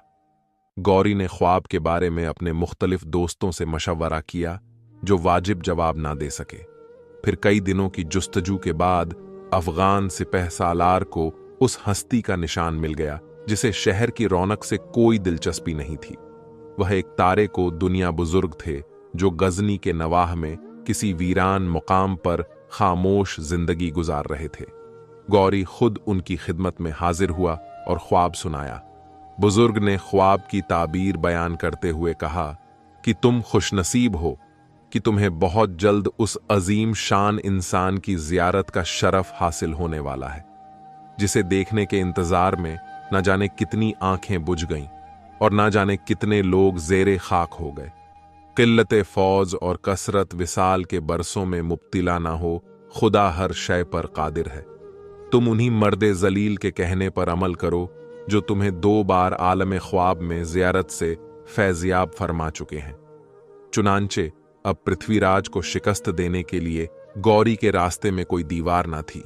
शहाबुद्दीन गौरी ने अपने बदन पर चिपके हुए खून और गलीजो गंदे कपड़ों को देखा और अपने साथियों से मुखातिब हुआ। मेरा खुदा इस बात पर कादिर है कि वह अपने एक गुनहगार बंधे के जिस्म से जिल्लतो शिकस्त के लिबास को हटाकर फतह की खिलत पहनेगा। इसके बाद 598 हिजरी में शहाबुद्दीन गौरी 1,07,000 सिपाहियों पर मुस्तकिल लश्कर ए इस्लाम लेकर गजनी से हिंदुस्तान के लिए रवाना हुआ। जब मुसलमानों का यह लश्कर पेशावर पहुंचा तो एक बूढ़ा गौरी की खिदमत में हाजिर हुआ और दरियाफ्त किया कि सिपह सालार हमें मालूम नहीं कि जहां पनाह का इरादा किस तरह यलगार करने का है। शहाबुद्दीन गौरी ने बड़े तल्ख लहजे में फरमाया, क्या तुझे मालूम नहीं कि जिस दिन से मैंने पृथ्वीराज से शिकस्त खाई है उस रोज से ना तो अपनी बीवी का मुंह देखा है और ना ही यह खून आलूद लिबास तब्दील किया है। फिर लाहौर पहुंचकर शहाबुद्दीन गौरी ने अपने एक मोतोमीड अमीर रुकनुद्दीन हमजा को एक पैगाम देकर अजमेर रवाना किया। रुकनुद्दीन हमजा ने अजमेर के दरबार में पृथ्वीराज के रूबरू शहाबुद्दीन गौरी का पैगाम पढ़कर सुनाया। मुसलमानों का तरीका यह है कि जब वह कुफ्र की बस्तियों का रुख करते हैं तो सबसे पहले अल्लाह और उसके रसूल का पैगाम सुनाते हैं ताकि बेखबर और नाफरमान लोगों के लिए हुज्जत कायम हो जाए। अगर तुम इस्लाम कबूल कर लो तो मैं तुम्हारा पिछला गुनाह माफ करता हूं और तेरे और मेरे दरमियान कोई झगड़ा नहीं होगा। हो सकता है कि एक मुसलमान की हैसियत से अजमेर और दिल्ली पर तेरा ही इक्तिदार कायम रहे और आखिर तक की नेमतें भी तुझे मयस्सर आ जाएं। पृथ्वीराज शहाबुद्दीन गौरी का पैगाम सुनकर भड़क उठा। कहने लगा, हैरत है गौरी, इतनी जल्दी अपनी शिकस्त भूलकर मुझे मजहब ए इस्लाम की लोरियां सुना रहा है। कासिद से मुखातिब होकर पृथ्वीराज ने कहा, शहाबुद्दीन, गौरी से कहो मैं अव्वल आखिर राजपूत हूं और एक राजपूत तलवार की झंकार के सिवा कोई आवाज नहीं सुनता। फिर तमाम हिंदू महाराजों के ताउन से 4 लाख का लश्कर लेकर शहाबुद्दीन गौरी के मुकाबिल आ खड़ा हुआ। बड़े घमसान का रण पड़ा। फिर आसमानी फैसला जमीन पर नाजिल हो गया और पृथ्वीराज की सिपाह को शिकस्त का सामना करना पड़ा। पृथ्वीराज इस इरादे से मैदाने जंग से भाग रहा था कि दिल्ली पहुंचकर एक बार फिर राजपूतों की बिखरी हुई कुव्वत को समेटने की कोशिश करेगा, लेकिन यह उसकी खामख्याली थी। जब मुकर्रर मोहलत खत्म हो जाती है तो सारे जिन्हों इंसान मिलकर भी उस वक्त मालूमात में कोई कमी या इजाफा नहीं कर सकते। पृथ्वीराज ने अभी थोड़ा ही फासला तय किया था कि गौरी के एक दस्ते ने दरियाए सरस्वती के किनारे उसे जा लिया। मामूली मुजाहिद के बाद पृथ्वीराज को जिंदा गिरफ्तार कर लिया गया। पृथ्वीराज को बेबस देखकर शहाबुद्दीन गौरी ने कहा, बेशक जमीन और आसमान में जो कुछ है वह खुदा के लिए ही है। अगर वह इसी को सर बुलंद करना चाहे तो फिर कायनात की तमाम ताकतें मिलकर भी उसे पस नहीं कर सकती। यह अल्लाह रब्बुल इज्जत के यहां गौरी का इज्जो इंसार था। फिर गौरी ने बुतों की सरजमीन पर खुदा के हुजूर सजदा शुक्र अदा किया। कुछ सिपाहियों ने शहाबुद्दीन गौरी को खबर दी कि यहां एक मुसलमान बुजुर्ग भी गोशा नशीन है। अजमेर जैसे बुतखाने में मुसलमान बुजुर्ग की मौजूदगी गौरी के लिए हैरान करने वाली बात थी। यह सुनते ही उसके मुजद्रिब कदम ख्वाजा मोइनुद्दीन चिश्ती रहमतुल्लाह अलैह की बारगाहें जलाल की तरफ बढ़े। तमाम मुसलमान सरदार भी उसके हमराह थे। फतेह हिंद ने जब उस दरवेश की तरफ नजर उठाकर देखा जो बहुत दिनों से सहराए बातिल में तन्हा अजान दे रहा था, गौरी की आंखें जमाल ए मार्फत की ताब ना ला सकीं और बे इख्तियार को सजदा रेंज हो गईं। फिर कई माह पहले ख्वाब का अक्स ताज़ा हो गया। जिस बुजुर्ग हस्ती ने आलम ख्वाब में शहाबुद्दीन गौरी को अजमेर पर हमले का हुक्म दिया था, वह हजरत ख्वाजा मोइनुद्दीन चिश्ती रहमतुल्लाह अलैह ही थे। अफगान सिपहसालार जोश अकीदत में आगे बढ़ा और अपनी दस्तार फजीलत हजरत ख्वाजा के कदमों में डाल दी। हजरत ख्वाजा मोइनुद्दीन चिश्ती रहमतुल्लाह अलैह ने दस्तार उठाकर दोबारा गौरी के सर पर रख दी और फरमाया, बेशक तुम्हारे दुश्मन कवी और बाला दस्त थे, लेकिन अल्लाह रब्बुल इज्जत ने उन्हें अपनी कुदरती कमला से शिकस्त से दोचार कर दिया। अब तुम पर लाजिम है कि तुम भी हुकूमत इलाही के सिलसिले में अपनी कोशिशें तेज कर दो। अदलो इंसाफ को अपना शिकार बनाओ और भटके हुए मुसलमानों को उनके मरकज की तरफ बुलाओ।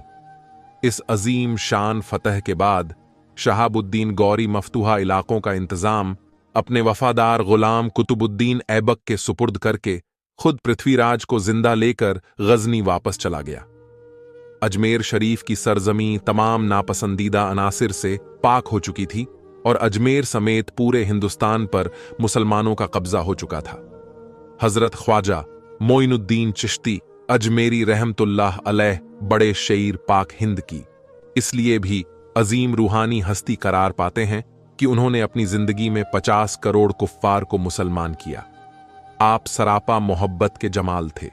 इसी हवाले से हिंदू और मुसलमान आपको ख्वाजा गरीब नवाज भी कहकर पुकारते थे। ख्वाजा गरीब नवाज रहमतुल्लाह अलैह की चश्मे करम ने अजमेर के बाशिंदों की दुनिया ही बदल डाली। बुत परस्त अपने सनम खानों को तोड़कर मस्जिद तामीर कर रहे थे। सूदखोरी जिनका आबाही मजहब था, वह अपनी जिंदगी का तमाम सरमाया अल्लाह की राह में लुटा रहे थे। जिनके बाजारे हवस में इंसानी इज्जत आबरू की बोलियां लगाई जाती थीं, वह नामों से जंग के मुहाफिज बन गए। पीपल के दरख्तों, जहरीले सांपों, उड़ते हुए परिंदों, घास चरते हुए जानवरों और बहते दरियाओं को खुदा मानने वाले अब एक माबूद के सामने सजदा कर रहे थे। ये सब कुछ हजरत ख्वाजा मोइनुद्दीन चिश्ती रहमतुल्लाह अलैह का फैजान ए नजर था। फिर आप कुछ अरसे के लिए अपने मुरीद ए खास और खलीफा अकबर हजरत ख्वाजा कुतुबुद्दीन बख्तियार काकी रहमतुल्लाह अलैह के बेहद इसरार पर दिल्ली तशरीफ ले गए, तो उस वक्त तक सुल्तान कुतुबुद्दीन ऐबक ने इस्लामी सल्तनत की सरहदें दूर दूर तक फैला दी थीं। आपने दिल्ली पहुंचते ही सबसे पहले नमाज ए शुक्र अदा की, जहां आप कई माह तक क़याम वजीर रहे। उन्हीं दिनों एक और वाकया पेश आया।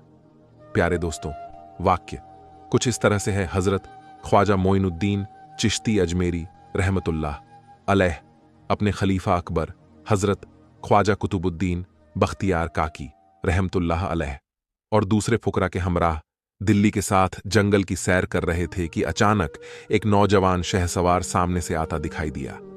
लेकिन जैसे ही वह सवार आपके करीब पहुंचा तो अदब से घोड़े के नीचे उतर आया और अदब से सलाम करने के बाद दूर तक बड़े अदब से पैदल चलता रहा।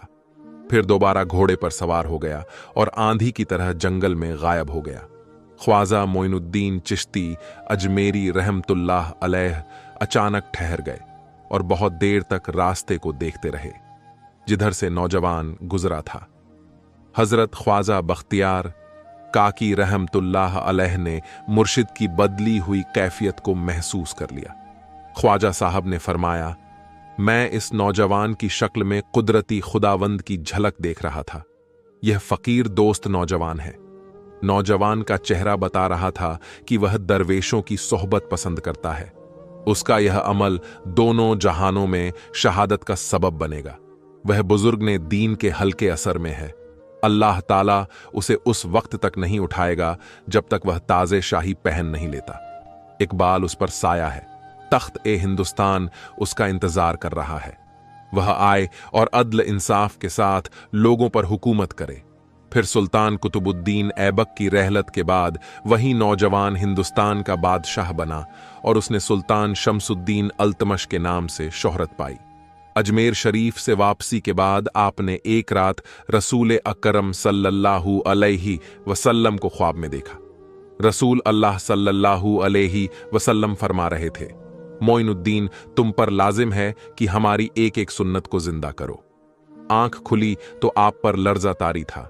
आप हर लहजा सोचते रहे कि उनसे कौन सी सुन्नत अभी तक रह गई है।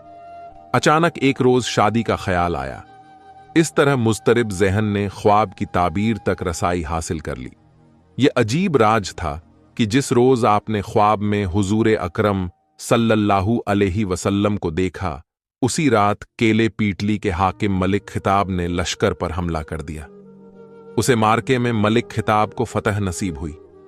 हिंदू राजा गिरफ्तार होकर कत्ल हो गया। उस राजा की एक जवान बेटी कैद हुई। हाकिम पिटली उसे लेकर आपकी खिदमत अक़दस में हाजिर हुआ।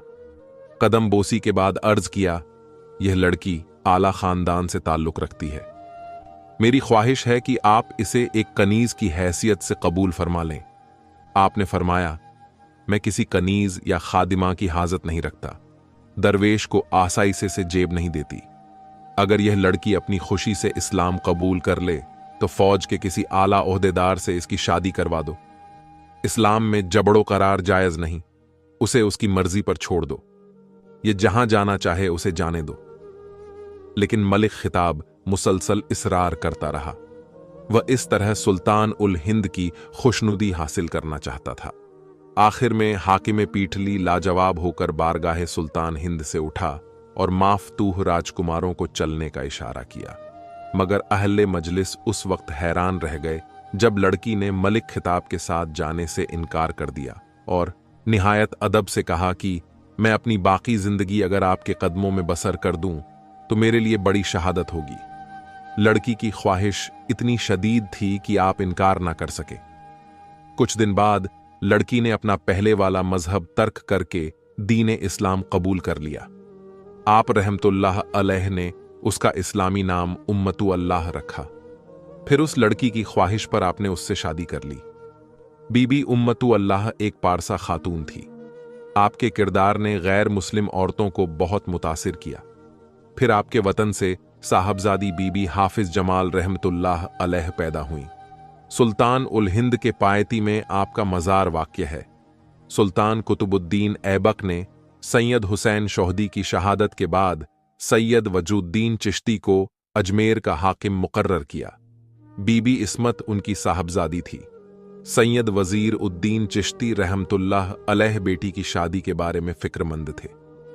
एक रात उनके ख्वाब में हजरत इमाम जाफर सादिक अलैहिस्सलाम तशरीफ लाए और फरमाने लगे, फर्जंद, तुम्हें फिक्रमंद होने की जरूरत नहीं। नबी अकरम सल्लल्लाहु अलैहि वसल्लम का हुक्म है कि अपनी लड़की हजरत ख्वाजा मोइनुद्दीन चिश्ती की जोजियत में दे दो। सुबह बेदार होने के बाद सैयद वजीर उद्दीन हजरत सुल्तान हिंद की खिदमत में हाजिर हुए। अपना ख्वाब बयान किया। अगरचे आप शादीशुदा थे, लेकिन सरकारे दो आलम सल्लल्लाहु अलैहि वसल्लम का हुक्म सुनते ही आप रहमतुल्लाह अलैह आकद के लिए तैयार हो गए। बीवी इस्मत से आपके 3 साहबजादे ख्वाजा फखरुद्दीन, ख्वाजा ज़ियाउद्दीन और ख्वाजा उसामुद्दीन पैदा हुए। यह 633 हिजरी का जमाना था। उस वक्त हजरत ख्वाजा मोइनुद्दीन चिश्ती रहमतुल्लाह अलैह की उम्र 96 साल थी। तवील इबादत और रियाजत और मुसलसल नफ्स खुशी ने आपको हद से ज्यादा लागर कर दिया था। दिल्ली में हजरत ख्वाजा कुतुबुद्दीन बख्तियार काकी रहमतुल्लाह अलैह के गिर्द उनके मुखालिफिन ने साजिश का अहम हिस्सा खींच दिया था। सुल्तान उल हिंद का खलीफा अकबर अपनी जिंदगी के नाजुक तरीन मोड़ पर तन्हा खड़ा था। हजरत ख्वाजा मोइनुद्दीन चिश्ती अजमेरी रहमतुल्लाह अलैह ने एक रात ख्वाब में हजरत कुतुबुद्दीन को देखा तो वह बहुत ज्यादा परेशान नजर आए। मुर्शिद ने परेशानी की वजह पूछी तो अर्ज करने लगे, इस वक्त आपका खादिम सख्त अजियत में मुब्तिला है, जिस पर एक ऐसी तोहमत लगाई गई है जिसे सुनने के बाद अहले शहर हैरान रह गए हैं। अपनी सफाई में तमाम दलील पेश कर चुका हूं, लेकिन दुश्मनों ने दौलत के जरिए इंसान का दिल जमीर, दिमाग, यहां तक कि ईमान भी खरीद लिया है। लोग खुदा से नहीं डरते, मगर मैं खुशी और मुसीबत दोनों में अल्लाह को पुकारता हूं। हालात ने वक्त की अदालत में मुझे एक मुजरिम की सूरत में ला खड़ा किया है। मेरे हक में दुआ फरमाइए। ये कहकर हजरत ख्वाजा कुतुबुद्दीन बख्तियार काकी रहमतुल्लाह अलैह रो पड़े।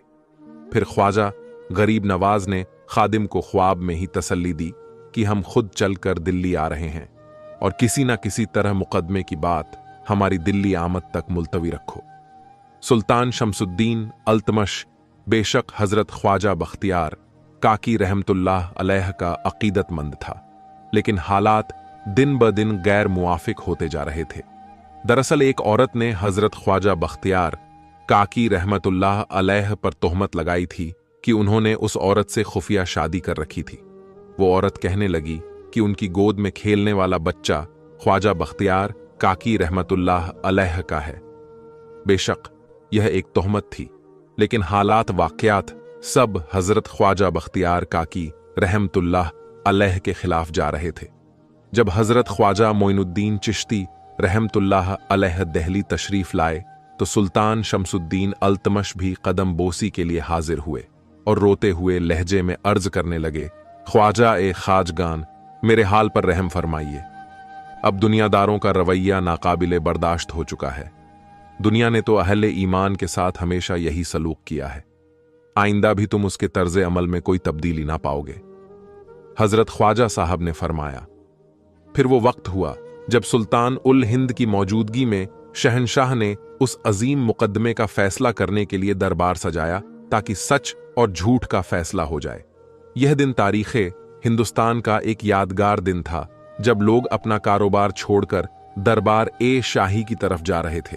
यूं महसूस होता था जैसे अहले शहर को इस मुकदमे का फैसला सुनने के सिवा कोई काम नहीं। मुसलमान तो मुसलमान, हिंदू भी बड़ी तादाद में किले के बाहर मौजूद थे। पत्थर के पुजारी दिल में बहुत खुश थे कि जिन नेक सीरत मुसलमानों ने उनसे ताजो तख्त छीना था, आज उसी कौम का रूहानी पेशवा एक मुलजिम की हैसियत से अदालत में पेश होने वाला है। दरअसल हिंदू मैदाने जंग में शिकस्त खाने के बाद हर मुकाम पर मुसलमानों को रुसवा देखना चाहते थे। खुद मुसलमान उल्मा का एक खास गिरोह हजरत ख्वाजा कुतुबुद्दीन बख्तियार काकी रहमतुल्लाह अलैह की बदनामी पर बहुत खुश नजर आ रहा था, जबकि आपके अकीदतमंद निहायत उदास थे, क्योंकि आम इंसानों का दरबार में दाखिला ममनू था। इसलिए बहुत बड़ा हुजूम किले के बाहर फैसले का मुंतजिर था। कुछ देर बाद हजरत ख्वाजा मोइनुद्दीन चिश्ती अपने खलीफाए अकबर हजरत ख्वाजा बख्तियार काकी के हमराह तशरीफ लाए तो किले के बाहर खड़े हजारों इंसानों ने ताजीम और अकीदत में सर झुका ली। सुल्तान अल्तमश हजरत ख्वाजा मोइनुद्दीन चिश्ती को शाही इजाजो एहतराम के साथ लाना चाहते थे, मगर आपने इसीलिए इनकार कर दिया कि इस तरह सुल्तान की जानिबदारी का इजहार होगा और अदालत का वकार मजरूह होगा। फिर जैसे ही सुल्तान उल हिंद ख्वाजा गरीब नवाज और उनके खलीफाए अकबर दरबार में दाखिल हुए तो सभी लोगों पर लर्जा तारी हो गया। सुल्तान अल्तमश अपनी नशे से खड़ा हो गया। तमाम उमरा ने भी बादशाह की तकलीफ की, यहां तक कि काजी अदालत को भी अपने फरमा रवा की ताजीम के लिए उठना पड़ा। फिर ख्वाजा गरीब नवाज ने काजी से मुखातिब करते हुए फरमाया, क्या मुद्दई औरत और उसका बच्चा हाजिर है? काजी ने जवाब दिया, जी हां मां बेटा, दोनों अदालत में मौजूद हैं। चंद लम्हों में वो औरत इस तरह दरबार सुल्तानी में हाजिर हुई कि सर से पांव तक चादर में लिपटी हुई थी और उसकी गोद में 2 माह का दूध पीने वाला बच्चा था। औरत आहिस्ता आहिस्ता चलती हुई काजी के सामने आकर ठहर गई। दरबार में मौजूद हर शख्स साकित था। ख्वाजा गरीब नवाज आगे बढ़े और इंतहाई नरम लहजे में औरत से मुखातिब हुए, खातून, ये कैसी कयामत है तुम जैसी खानादार औरत को भरे दरबार में अपना हक तलब करने के लिए आना पड़ा। औरत ने हजरत कुतुब की तरफ इशारा करके कहा, मैं खुद अपना घर छोड़कर नहीं आई, मेरी रुसवाई का सबब इनसे पूछिए। ख्वाजा साहब ने पूछा, ए खातून, तुम उस शख्स को जानती हो? औरत रोते हुए कहने लगी, दुनिया में मुझसे ज्यादा उनके मुताल्लिक और कौन जानता है। यह मेरे गैर शरई शौहर हैं। उन्होंने मुझसे शादी का वादा किया था, मगर बाद में नजरें फेर ली और अपने हर वादे को फरामोश कर दिया। मैं अब एक बेसहारा औरत अपने जिस्म पर तोहमतों के दाग सजाए दर दर भटक रही हूं। औरत ने बड़े दर्दनाक लहजे में कहा। यह सुनकर हजरत ख्वाजा मोइनुद्दीन चिश्ती रहमतुल्लाह अलैह का चेहरा मोहता क़्वायर हो गया। आपको यह उम्मीद नहीं थी कि औरत इस बेबाकी से हजरत ख्वाजा कुतुबुद्दीन बख्तियार काकी पर इल्जाम तराशी करेगी। वह शख्स जो कमसिनी के आलम में अपना घर बार छोड़कर भटके हुए लोगों खुदा को हिदायत देने के लिए निकला था, जिसे मैंने अपने बच्चे की तरह परवरिश की, जिसके किरदार की बुलंदी और पाकीज़गी को सारा आलम जानता है, वह इतना शह शिकन और शाहकार भी हो सकता है। इंतहाई बर्दाश्त के बावजूद सुल्तान उल हिंद की आवाज से रोने की रिक्कत झलकने लगी। क्या तुम अल्लाह से नहीं डरती? हजरत ख्वाजा मोइनुद्दीन चिश्ती ने बड़े जज्बाती अंदाज में औरत को मुखातिब करते हुए फरमाया, अगर कोई भटका हुआ मुसाफिर मंजिल की तरफ लौट आए तो उसे भटका हुआ नहीं कहते। अब भी वक्त है, तुम रुजू कर लो। कोई गुनाह ऐसा नहीं जिसे अल्लाह मुआफ ना कर दे। औरत गमजदा लहजे में कहने लगी, जब मैंने कोई गुनाह नहीं किया तो किस बात से तौबा करूं? ख्वाजा साहब ने कहा, खौफे खुदा उन्हें नहीं आता जो दूसरों की जिंदगियों से खेलते हैं। अहले दरबार गवाह रहना, हुज्जत पूरी हो चुकी। उनके अल्फाज से जलाल रूहानी का इजहार हो रहा था। मैंने तुझे दोज़ख की दहकती आग से बचाना चाहा, जिसे तेरी बीमार आंखें नहीं देख सकती। मगर इंसान की क्या ताकत है कि वह किसी को अजाब आसमानी से महफूज रखे जब तक अल्लाह ताला ना चाहे। हजरत ख्वाजा गरीब नवाज रहमतुल्लाह अलैह उस औरत से मुखातिब थे जो बहुत देर से अपने आप को मजलूम साबित कर रही थी। तूने अपने नफ्स पर बड़ा जुल्म किया है। काश तुझे कोई बताता कि किसी मासूम इंसान पर तोहमत दर्जी करना कितना बड़ा गुनाह है। इसी असना में काजी ने दरमियान में मदाखलत करते हुए कहा, दुनिया में किसी भी इंसान से गुनाह सरजर्द हो सकता है। औरत के बयानात को इसलिए झुठलाया नहीं जा सकता कि मुलजिम खानकाह में बैठने वाला एक बड़ा फिरका पोश है। काजी मोहतरम, आपका यह कहना दुरुस्त है कि गुनाह किसी भी इंसान से सरजर्द हो सकता है और खानकाह में बैठने वाले लोग भी मुजरिम हो सकते हैं, मगर क्या यह शख्स आपकी नजर में गुनाहगार है? काजी चंद लम्हों के लिए हैरान रह गया, फिर बोला कि इस मुकदमे का ताल्लुक मेरी जात से नहीं। अगर मैं हजरत ख्वाजा कुतुबुद्दीन बख्तियार काकी रहमतुल्लाह अलैह को बेगुनाह भी समझ लूं तो इससे क्या फर्क पड़ेगा? कुर्सी या अदालत पर हर बैठने वाला मुलजिम से सबूत तलब करता है। हजरत कुतुबुद्दीन अपनी बेगुनाही का सबूत पेश करें और बाइज्जत अपनी खानकाह की तरफ लौट जाएं। काज़िए अदालत निहायत माकूल लहजे में गुफ्तगू कर रहे थे। दरहकीकत काजी भी हजरत ख्वाजा कुतुबुद्दीन की अवामी मकबूलियत और रूहानियत के बुलंद दराज से हसद रखता था। बुग़्ज़ो कीना की आग ने काजी को यहां तक जलाया कि उसके दिल और दिमाग स्याह होकर रह गए और वह इसी अदावत के बायस हजरत कुतुब को सरे दरबार रुसवा करना चाहता था। ख्वाजा गरीब नवाज ने काजी से मुखातिब करते हुए पूछा, क्या अल्लाह की राह में हजरत ख्वाजा कुतुबुद्दीन का यह तवील सफर उसकी बेगुनाही के लिए काफी नहीं? अदालत की निगाह में उसकी कोई अहमियत नहीं। एक शख्स दिन को रोजा रखता है और रात को मुसलसल जागकर इबादत करता है। काजी ने बेमुरव्वती से जवाब दिया, हजरत कुतुबुद्दीन की इबादत और इबादत महज खुदा के लिए है। वह अपने इस फैल के लिए अल्लाह के सामने जवाबदेह है। हम इस सिलसिले में उससे कोई बात नहीं कर सकते। अदालत में एक औरत ने अपनी हक तलफी का दावा दायर किया है। हम इसी दावे की रोशनी में हजरत कुतुबुद्दीन से उनकी बेगुनाही का सबूत मांगते हैं। इस जमाने में यह दलील कबूल नहीं कि एक शख्स कितना मुत्तकी और परहेजगार है। ख्वाजा मोइनुद्दीन चिश्ती अजमेरी रहमतुल्लाह अलैह ने काजी से पूछा, फिर किस तरह बेगुनाही पेश की जाए? कुतुबुद्दीन बारहा इस बात का इकरार कर चुका है कि मुद्दई औरत का उनसे कोई ताल्लुक नहीं। अदालत इस ऐलान को क्यों काफी नहीं समझती? अपने बारे में मुलजिम की अपनी ही गवाही कानूनी एतबार से कोई हैसियत नहीं रखती। अदालत की नज़र से इस बात की अहमियत है कि मुलजिम की बेगुनाही पर गैर मुतलक अफराद किस तरह शहादत पेश करते हैं। अगर आपका मेयार शहादत ही है तो फिर पूरा हिंदुस्तान कुतुब की मासूमियत पर गवाही दे रहा है। बदकिस्मती से आप उनकी आवाजों को सुनने की कोशिश नहीं करते। ख्वाजा साहब ने काजी को मुखातिब करते हुए कहा। काजी ने कहा, ये तमाम लोग ख्वाजा कुतुबुद्दीन के अकीदतमंद हैं और अकीदत इंसान को अंधा कर देती है। काजी अदालत ने दूसरा एतराज उठाया।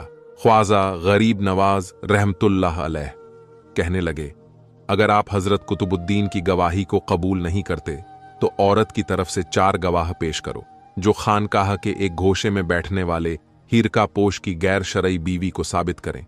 फिर औरत के 4 गवाहों को दरबार सुल्तानी में पेश किया गया। हजरत ख्वाजा मोइनुद्दीन चिश्ती रहमतुल्लाह अलैह गवाहों से मुखातिब हुए।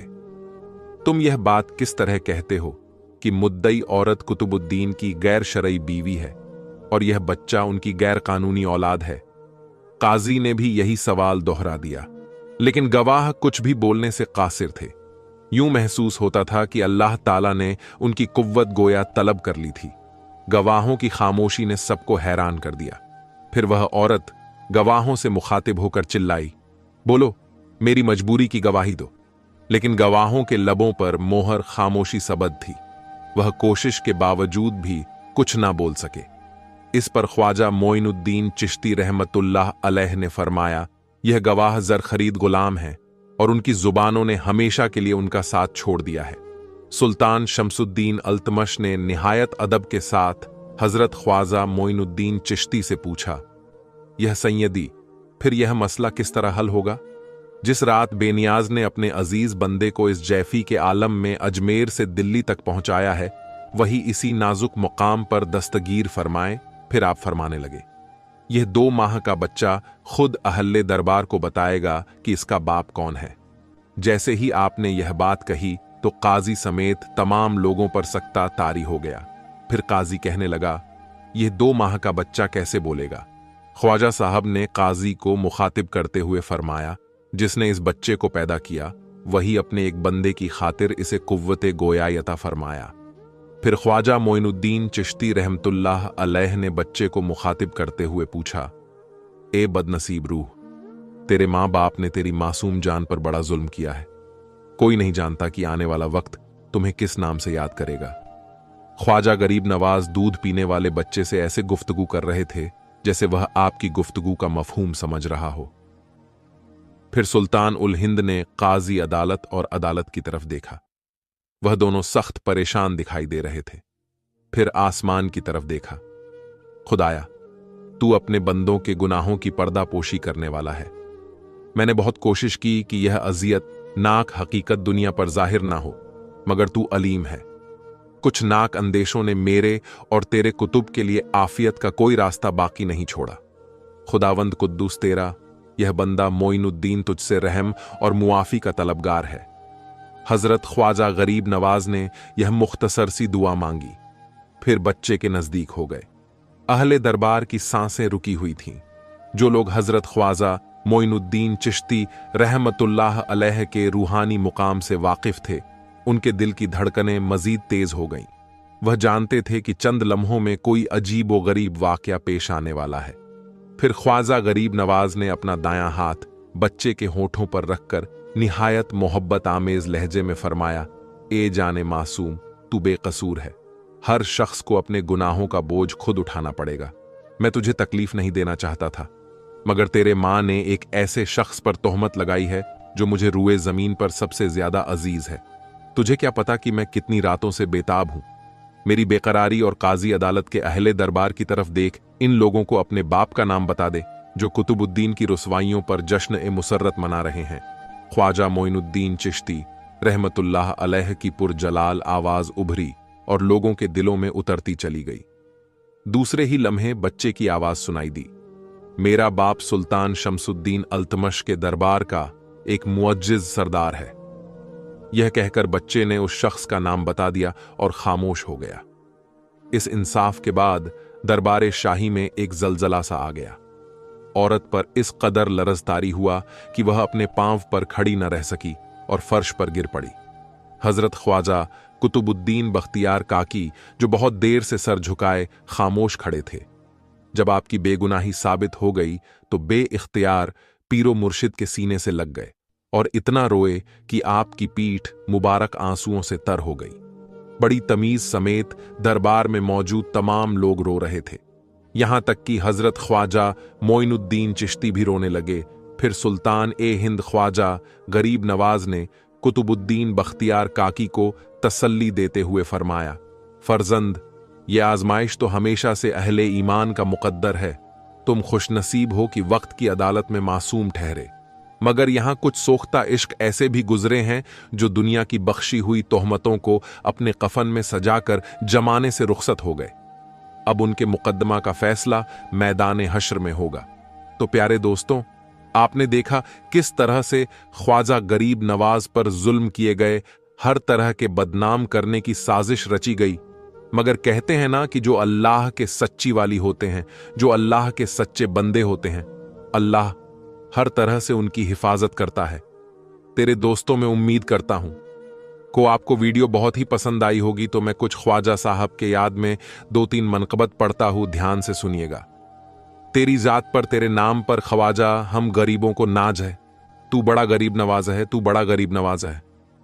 तुझे तेरे पीर का वास्ता मुझे ख्वाजा ऐसा नवाज दे दे सदका, अपनी निगाह का एक नजर गुलाम पे डाल दे।